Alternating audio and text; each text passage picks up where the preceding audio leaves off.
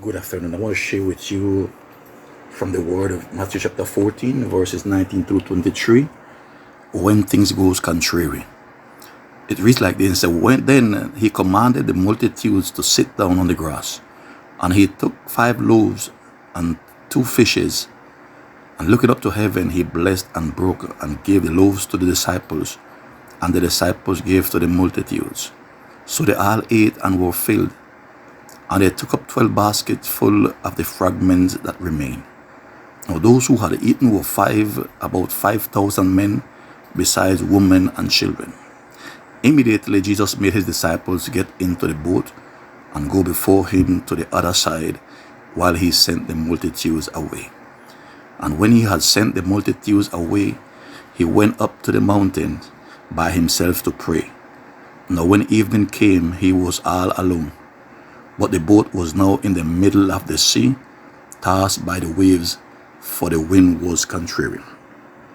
Now there is one thing that we can all be sure of, and it's that God is always working. What he did yesterday, he is doing it today. Even if you are not seeing it, he is still working out something for you. When you feel like things is not working, when you are facing trials and tribulations, when you are at the point of giving up, you can always trust in God because he never fails.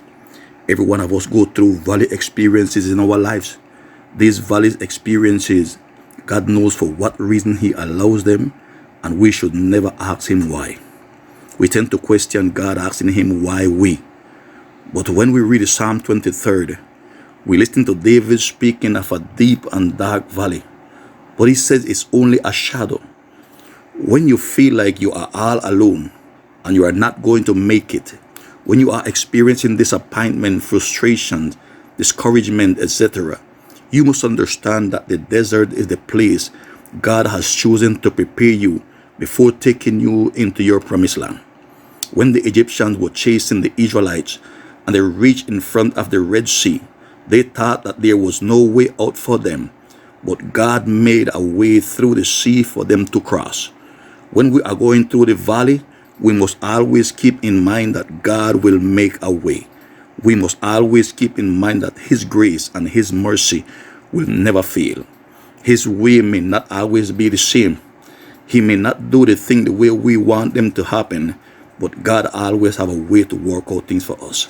So as we go through this pandemic, as we go and as we see what is taking place in the world, there is no reason for us to panic if we know who we are holding on to. Even though the rope may get slippery, put a knot into it and hang on there, because God is going to take us out.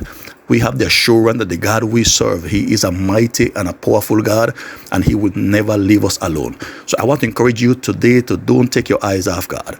Keep your eyes on Jesus. The Bible says he's the author and the finisher of our faith, and this pandemic is going to pass also.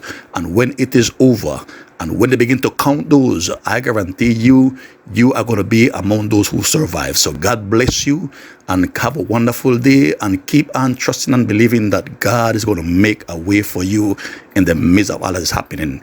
God bless you.